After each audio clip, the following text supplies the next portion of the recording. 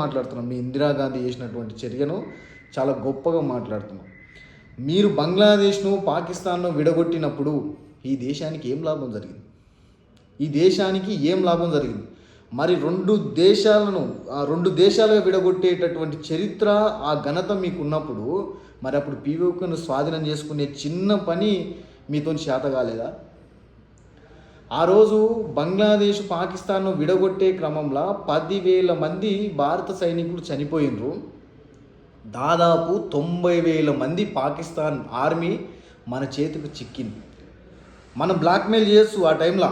ఆ 90,000 మందిని ఆర్మీని మన దగ్గర పెట్టుకొని మాకు పీఓకే ఇస్తేనే మీకు మీ ఆర్మీని రిటర్న్ పంపిస్తామని చెప్పేసి మీరు వార్నింగ్ ఇవ్వచ్చు.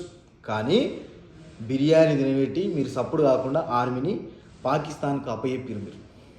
మీరు మాట్లాడుతున్నారు దేశభక్తి గురించి, సిగ్గైతున్నారు.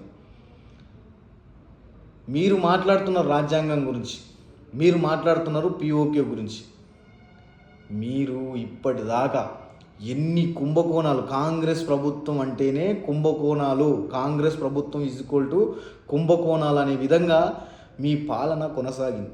ఇంకా సిగ్గు లేకుండా మళ్ళీ దాన్ని మేము సమర్థించుకుంటున్నాం అంటే ఈ దేశంలో మిమ్మల్ని నమ్మేటటువంటి పరిస్థితి లేదు. సాలైంది జనాలకు సాలయ్యే అన్ని దేశాల్లో మిమ్మల్ని ఓడగొట్టుకుంటూ వస్తున్నాం. అకస్మాత్తుగా ఏదో ఇక్కడ కేసీఆర్ మీద వ్యతిరేకతతో మీరు గెలిచినరు, మళ్ళీ ఈ 5 ఏళ్ళు కూడా మిమ్మల్ని భరించలేకపోతున్నారు. ఈ రాష్ట్రంలో, తెలంగాణ రాష్ట్రంలో ఉన్నటువంటి ప్రజలు ఈ 5 ఏళ్ళు కూడా మిమ్మల్ని భరించలేకపోతున్నారు. మీరు 18 నెలలు అవుతున్నది అధికారంలోకి వచ్చి. దయచేసి ఏదన్నా ఒకటి జరిగి ఎలక్షన్స్ అయ్యింటే బాగుండరా నాయన, తొందరగా ఈ కాంగ్రెస్ నుంచి మనం విముక్తి పొందడం, ఈ రాష్ట్రాన్ని కాపాడుకుందాం అని చెప్పేసి జనాలు ఆలోచన చేస్తారు. రాజ్యాంగంలో 5 ఏళ్ళు పాలించాలని ఉంది కాబట్టి మీరు ఎన్ని అరాచకాలు చేస్తున్నా ఈ రాష్ట్రంలో ఉన్నటువంటి ప్రజలు భరిస్తున్నారు. ఇప్పటికైనా ఆలోచన చేసుకోండి. మాట్లాడేటప్పుడు మీరు 11 ఏళ్ళుగా నిర్బంధంలో ఉందంటే ఓటు ద్వారా 2 సార్లు 3వ సారి గెలిపించారు ఈరోజు నరేంద్ర మోడీ గారిని.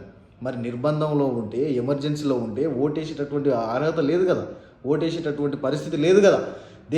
దేశంలో బయటకు వచ్చి మీరందరూ ఈరోజు జోడో యాత్ర చేసిండు మీ రాహుల్ గాంధీ. ఎమర్జెన్సీ ఉంటే మరి దేశవ్యాప్తంగా జోడో యాత్ర లక్షల మందిని పిలుచుకొని పెట్టేటటువంటి పరిస్థితి ఎట్లా ఇచ్చిర్రు? సిగ్గు శరం ఉండాలి మాట్లాడడానికి, ఆ మాటలు చెప్పనీకే సిగ్గు శరం ఉండాలి అంటున్నా. మీ రాహుల్ గాంధీ దేశం మొత్తం తిరిగినా, మీ రాహుల్ గాంధీ పాదయాత్ర చేసినా ఈ దేశంలో ఉన్నటువంటి ప్రజలు మిమ్మల్ని నమ్మలేదు. మిమ్మల్ని నమ్మకుండా బీజేపీని 3వ సారి గెలిపించిండ్రు. మళ్ళా ఇప్పటికన్నా ఆత్మవిమర్శన చేసుకో.